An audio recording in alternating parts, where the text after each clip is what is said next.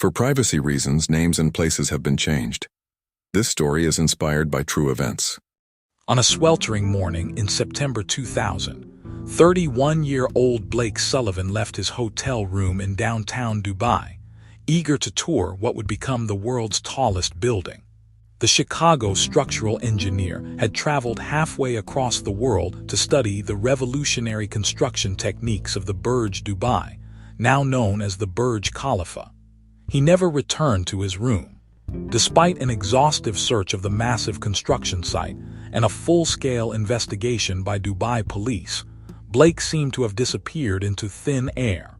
Security cameras showed him ascending to the upper floors, but never coming down. For 18 years, his family and colleagues lived with haunting questions about his fate. Then, in 2018, during routine maintenance work on the iconic skyscraper, workers made a chilling discovery that would expose dark secrets hidden within the very walls of Dubai's crown jewel. This is the complete investigation into what happened to Blake Sullivan. Before we continue, let us know where you're watching from, and if you enjoy this content, consider liking and subscribing to our channel. Now let's continue. In the sweltering heat of Dubai's summer in 2000, structural engineer Blake Sullivan stepped onto the construction site of what would become the world's tallest building, with the enthusiasm of a child entering a candy store. At 31, Blake had already established himself as one of Chicago's most promising engineering talents, and this visit to the Burj Dubai project represented the pinnacle of his professional aspirations. The morning of August 15th began like any other day in Dubai's ambitious construction boom. Blake arrived at the site at 7:15 a.m., his notebook tucked under his arm and his camera hanging from his neck. Security footage would later show him signing in at the main gate, exchanging friendly words with the guard as he adjusted his hard hat. His colleague from Chicago, Jennifer Walsh, had declined to join him that morning, a decision that would haunt her for years to come. Blake's excitement was evident in his final email to his firm, sent just hours before his disappearance. "The innovation here is unprecedented," he wrote. "The structural solutions they're implementing could revolutionize how we approach super-tall construction in Chicago." These would be his last recorded words. The tour began at 8 a.m. sharp, led by site supervisor Khalid Al-Mansouri. Security cameras tracked their progress through the lower levels, capturing Blake's animated gestures as he stopped frequently to make notes and take photographs. The footage shows him particularly interested in the concrete pour locations, where he spent several minutes examining the consistency of the mixture and taking samples. At 10:43 a.m., Blake and Khalid entered the elevator to the upper floors, then under active construction. This would be the last clear image of Blake Sullivan alive. What happened in the next 2 hours remains a subject of intense speculation and investigation. The alarm was first raised at 1:15 p.m. when Blake failed to return to the site office for his scheduled meeting with the project architects. Initial searches found his hard hat on the 139th floor, perched near an open section of flooring. His notebook lay nearby, its pages fluttering in the high-altitude wind, with detailed observations about concrete consistency and structural load calculations. The Dubai police, led by Lieutenant Ahmed Hassan, launched an immediate search operation. Every floor, every shaft, and every accessible space of the massive construction site was examined. Security protocols should have made it impossible for anyone to leave the building undetected, yet Blake had vanished without a trace. The discovery of his abandoned safety equipment sparked international concern. How could a prominent American engineer disappear from one of the most closely monitored construction sites in the world? The initial investigation revealed that several security cameras on the upper floors had mysteriously malfunctioned during the crucial hours of Blake's disappearance. In his hotel room, investigators found Blake's laptop open to a spreadsheet filled with calculations and notations about concrete strength tolerances. His bed was still made, his suitcase packed with 5 days' worth of clothes remaining. A half-empty coffee cup sat on the desk, suggesting he had planned to return. As news of the disappearance spread, Blake's family flew in. From Chicago, their faces drawn with worry as they faced the international media gathered outside the Dubai police headquarters. His mother clutched a photo of Blake at his graduation from MIT, while his father demanded answers that no one seemed able to provide. The construction site fell silent for 3 days as investigators combed every inch of the structure. Workers whispered about accidents, about the dangers of building so high into the sky. Others suggested darker possibilities, but in the intense scrutiny that followed Blake's disappearance, no one could have imagined that the truth would remain hidden in plain sight, entombed in concrete, for 18 long years. Lieutenant Ahmed Hassan stood before a wall of surveillance monitors, his weathered face reflecting the blue glow of dozens of screens. For the 10th time that week, he watched the final footage of Blake Sullivan entering the elevator with Khalid al-Mansouri, searching for any detail he might have missed.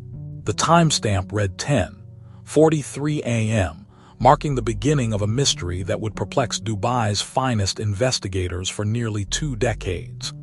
The investigation's first week proved crucial yet frustrating. Hassan's team interviewed 37 construction workers, each offering similar accounts of Blake's enthusiasm during his site visit. The young engineer had been particularly interested in the concrete mixing stations, asking detailed questions about material ratios and curing times. Several workers remembered him taking samples and making careful notes in his distinctive red notebook. Jennifer Walsh, Blake's colleague from Chicago, provided vital context during her video conference interview. Blake had been obsessing over this project for months, she told Hassan, her voice tight with emotion. He'd noticed some discrepancies in the material reports we'd received. Nothing alarming, he said, but enough to make him curious. That's why he wanted to see the construction firsthand. The security protocols at the Burj Dubai site should have made any exit impossible without documentation. Every entrance and exit required dual authentication, both electronic key card and biometric scanning. Hassan's team analyzed all access logs for the day of Blake's disappearance, finding no irregularities except for the convenient failure of several security cameras on the upper floors during the critical 2-hour window. Blake's notebook, recovered near his abandoned hard hat, provided tantalizing clues. The final entries showed meticulous calculations comparing expected versus observed concrete strength ratings. Several pages contained hurriedly scrawled annotations about material consistency and what appeared to be discrepancies in supply chain documentation. The last incomplete sentence trailed off mid-word. Structural integrity compromised by substand. In Blake's hotel room, investigators found a laptop containing hundreds of photographs from various construction sites worldwide. The most recent folders held detailed images of concrete samples and rebar installations from the Burj Dubai project. His email drafts folder contained an unfinished message to his firm's board of directors, though its contents were encrypted. Hassan's team explored 3 primary theories. The first, a tragic construction accident, seemed unlikely given the lack of evidence and the site's rigid safety protocols. The second possibility, suicide, was quickly dismissed based on Blake's recent communications and future plans. The third and most troubling theory pointed to foul play, but no clear motive emerged during the initial investigation. The case attracted international attention, bringing unwanted scrutiny to Dubai's ambitious architectural projects. American authorities pressed for answers, sending FBI liaisons to assist with the investigation. Yet despite the combined efforts of multiple agencies, each promising lead eventually dissolved into frustration. As weeks turned into months, the investigation began to lose momentum. Security footage revealed nothing new. Witness statements, while detailed, failed to illuminate the crucial hours between Blake's elevator ascent and the discovery of his abandoned equipment. Even the forensic analysis of his recovered belongings yielded no breakthrough evidence. Jennifer Walsh remained in Dubai for 3 weeks, helping investigators understand Blake's final days. She described his growing excitement about the project, but also me, and beyond his increasing preoccupation with certain technical aspects of the construction. He was troubled by something, she recalled during her final interview, but he wanted to verify his concerns before raising any alarms. Lieutenant Hassan kept returning to the elevator footage, studying the interaction between Blake and Khalid al-Mansouri. Something about the site supervisor's body language suggested tension, but without concrete evidence, Hassan could only add it to his growing list of subtle irregularities that defied explanation. As the first-year anniversary of Blake's disappearance approached, the active investigation gradually transformed into a cold case. The file remained open on Hassan's desk, but new leads had dried up. The mystery of how an American engineer could vanish from one of the most closely monitored construction sites in the world would remain unsolved for many years to come, while the truth lay silently entombed in the very structure Blake had come to study. As the investigation into Blake Sullivan's disappearance entered its second year, the once bustling command center in Dubai Police Headquarters gradually emptied. The wall of photographs, timeline charts, and witness statements remained, but the urgent energy that had characterized those first crucial months dissipated like morning fog in the desert heat. Lieutenant Ahmed Hassan found himself increasingly isolated in his pursuit of answers. The daily briefings dwindled to weekly updates, then monthly reviews, until finally, the case joined hundreds of others in the department's cold case files. Yet Hassan couldn't shake the feeling that something crucial had been overlooked. Blake's family maintained a persistent presence in Dubai for as long as they could manage. His mother, Margaret Sullivan, made monthly trips from Chicago during the first year, her hope visibly diminishing with each visit. His father, Robert, worked tirelessly with the U.S. Embassy, pushing for continued diplomatic pressure on the investigation. But as leads dried up, even their determined advocacy began to fade. The media's interest waned predictably. International coverage, which had initially painted the disappearance as a mysterious thriller set against Dubai's ambitious architectural dreams, moved on to fresher stories. Local papers relegated updates to brief mentions on inner pages, then stopped reporting altogether. Jennifer Walsh returned to Chicago, carrying with her Blake's personal effects from his hotel room. She maintained regular contact with Hassan, sending periodic emails asking for updates, but her messages grew shorter and less frequent as the years passed. "I dream about that morning sometimes," she wrote in one of her last communications. "About what might have happened if I'd gone with him on that tour." The Burj Dubai project continued its relentless climb toward the sky. New workers arrived, unaware of the engineer who had vanished within its growing skeleton. Those who remembered Blake spoke of him in hushed tones during breaks, their stories growing more elaborate with each retelling. Some claimed to have seen his ghost on the upper floors, while others whispered about conspiracy theories involving international corporate espionage. Hassan kept a photo of Blake on his desk, next to a stack of files that grew dusty with time. Every few months, he would review the evidence, hoping fresh eyes might spot something previously missed. The security footage, watched countless times, revealed nothing new. The notebook entries, analyzed by multiple experts, offered no additional insights. The concrete samples Blake had collected were logged into evidence but provided no breakthrough. 5 years after the disappearance, the FBI officially classified the case as inactive. The U.S. Embassy reduced its involvement to periodic formal inquiries. Blake's parents, their resources exhausted and their hope diminished, finally held a memorial service in Chicago. Hassan attended, watching from the back of the church as they buried an empty coffin. The construction industry in Dubai implemented new security protocols in response to the incident, requiring enhanced surveillance and stricter access controls. Yet these changes felt like hollow gestures, addressing symptoms while the underlying mystery remained unsolved. The Burj Dubai, soon to be renamed the Burj Khalifa, continued its ascent, each new floor adding another layer of concrete over the sector. As it held, a decade passed. Hassan was promoted twice, but he never fully abandoned the case. Every August 15th, he would pull out the files, read through the witness statements, and stare at the final image of Blake entering that elevator. The young engineer's enthusiasm, captured in that last frame, seemed to mock the investigation's failure. The case became a cautionary tale in Dubai's police academy, a reminder that even in a city of constant surveillance and rigid security, mysteries could remain unsolved. New detectives would occasionally review the files, bringing fresh perspectives but reaching the same frustrating dead ends.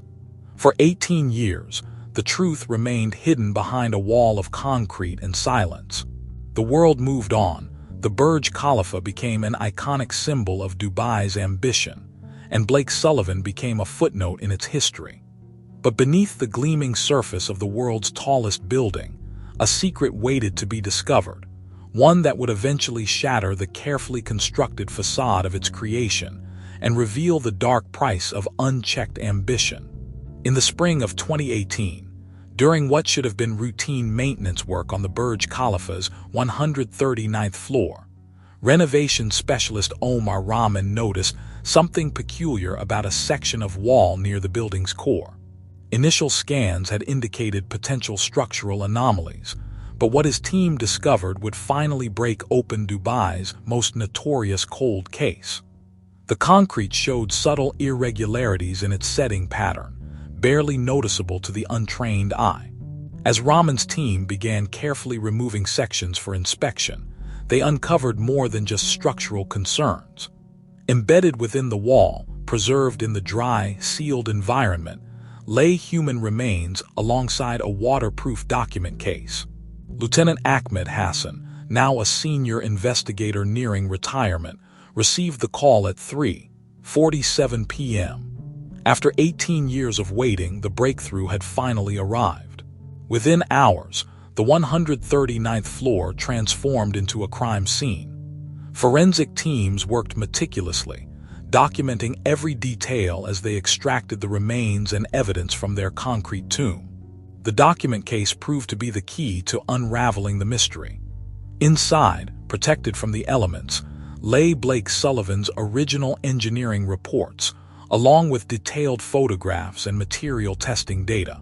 The papers told a damning story of systematic fraud in the building's construction, revealing how crucial safety standards had been compromised to cut costs. DNA analysis confirmed what Hassan had long suspected. The remains were those of Blake Sullivan. The young engineer's final moments began to emerge through the evidence. His detailed notes documented the discovery of substandard concrete mixtures, altered material certificates, and falsified safety reports. The last entry, dated August 15, 2000, indicated his intention to report these findings to international authorities. Mohammed Al-Rashid, Dubai's leading construction safety inspector, spent weeks analyzing Blake's recovered documents. The level of detail in his analysis is remarkable, Al-Rashid noted. He didn't just identify the problems, he documented exactly how the safety protocols were being circumvented. This would have been devastating if revealed during construction. The discovery sent shockwaves through Dubai's architectural community. The Burj Khalifa, the world's tallest building and symbol of the Emirates' ambition, now faced serious questions about its structural integrity. Teams of international engineers descended on the site, conducting comprehensive safety audits based on Blake's findings.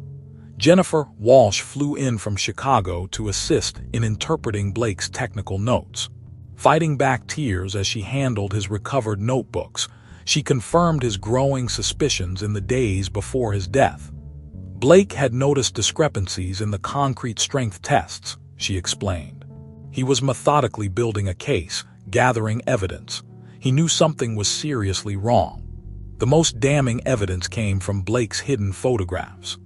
Clear, detailed images showed unauthorized material substitutions, improper concrete mixing procedures, and falsified inspection reports. Each photograph was methodically labeled and cross-referenced with international building codes, creating an irrefutable record of violations.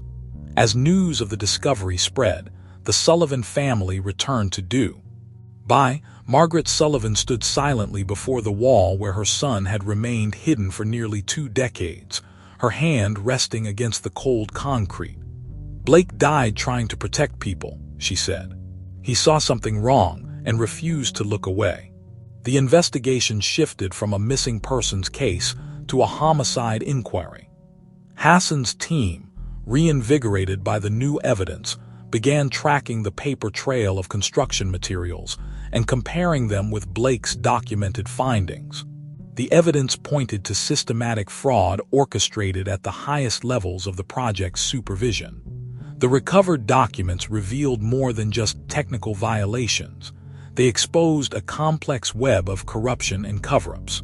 Blake's final notes included names, dates, and specific instances of safety protocols being ignored. Most importantly, they identified who had the most to lose if these violations came to light. For Hassan, the discovery brought both vindication and regret. The truth had literally been walled up inside the building all along, a grim testament to the lengths some would go to conceal their crimes. As he reviewed Blake's final photographs and notes, he could almost hear the young engineer's voice, still speaking through time, demanding justice. The Burj Khalifa, Dubai's crown jewel, now held a darker distinction. It was both a marvel of engineering and a murder scene, its soaring heights concealing a story of greed, corruption, and the ultimate price paid by one man who dared to expose the truth. As evidence emerged from the concrete tomb of the Burj Khalifa, the investigation that had lain dormant for 18 years surged back to life with renewed urgency. Lieutenant Ahmed Hassan, his hair now gray but his determination undiminished, assembled a fresh team of investigators in a conference room overlooking Dubai's glittering skyline. The recovered documents painted a disturbing picture of systematic fraud. Each page of Blake Sullivan's meticulous notes revealed deeper layers of deception in the building's construction. Forensic accountants pored over yellowed financial records from 2000, tracing a complex web of material purchases and substitutions that pointed to deliberate cost-cutting measures.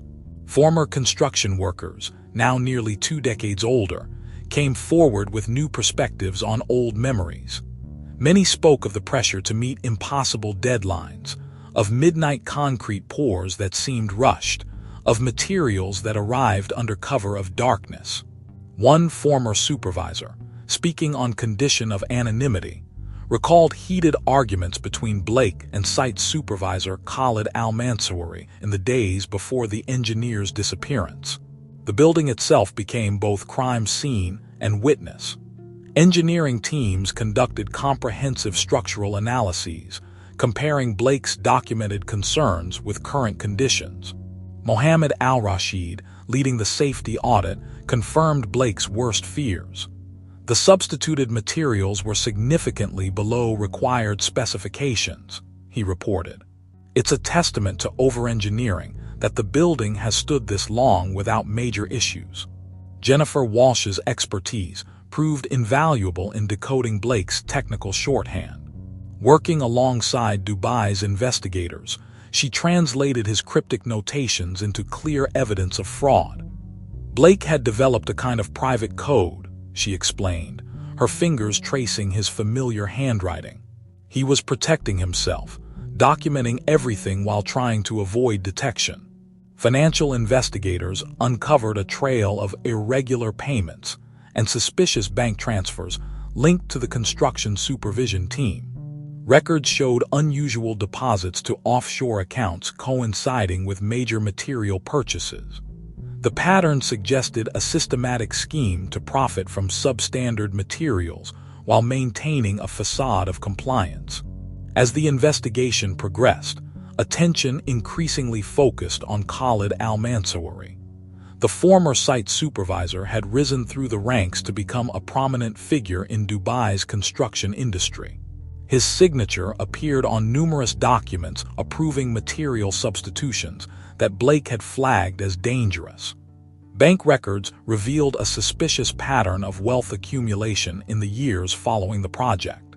Lieutenant Hassan's team reconstructed Blake's final days using his recovered notebooks and photographs. The young engineer had methodically built his case, gathering evidence from multiple sources. His final entries showed increasing urgency, as though he sensed the danger his investigation posed to those involved. The recovered concrete samples told their own story. Laboratory analysis confirmed Blake's assessments. The material strength was consistently below required specifications. More damning were the forged certificates of compliance found among his documents, showing how test results had been falsified to meet international standards. Each new piece of evidence tightened the focus on the supervision team. Witness statements, technical data, and financial records began forming a cohesive narrative of corruption and cover-up. The question was no longer who had killed Blake Sullivan, but how to prove it beyond doubt. Hassan knew they needed to move carefully. The case had profound implications for Dubai's reputation and the safety of its most iconic structure. International engineering firms were quietly consulted, their experts validating Blake's findings while assessing the building's current stability. As the investigation entered its second month, the team established a clear timeline of events leading to Blake's death. His discovery of the fraudulent practices, his careful documentation, and his final confrontation with those responsible emerged from the evidence like a developing photograph, each detail adding clarity to the image. The breakthrough came in the form of a former concrete supplier who had carried the burden of knowledge for 18 years. His testimony provided the final link between the fraudulent material substitutions and Khalid al-Mansouri's direct involvement. The supplier described meetings where cost-cutting measures were planned and spoke of the panic that ensued when Blake began asking questions. With each passing day, the weight of evidence against Khalid al-Mansouri grew heavier. The man who had built his career on the success of the Burj Khalifa project now faced the collapse of everything he had achieved. The truth that Blake Sullivan had died trying to expose was finally emerging from its concrete grave, ready to shake the foundations of Dubai's construction industry to its core. Through the haze of desert heat, Dubai police vehicles surrounded the luxurious villa in Emirates Hills, where Khalid al-Mansouri had built his life after the Burj Khalifa project. Lieutenant Hassan watched as his target returned home from his morning coffee, unaware that 18 years of carefully constructed lies were about to crumble. The evidence against Khalid had become overwhelming. Financial records revealed a pattern of massive cost-cutting in concrete supplies during the critical construction phase of 2000. Where high-grade materials should have been used, manifests showed deliveries of substantially cheaper alternatives. The difference in cost had been carefully divided among a network of offshore accounts, with the largest share flowing to companies linked to Khalid. Former workers, freed from their fear of reprisal, began speaking openly about the events of August 15, 2000. A crane operator recalled seeing Blake Sullivan in an intense argument with Khalid near the edge of the 139th floor.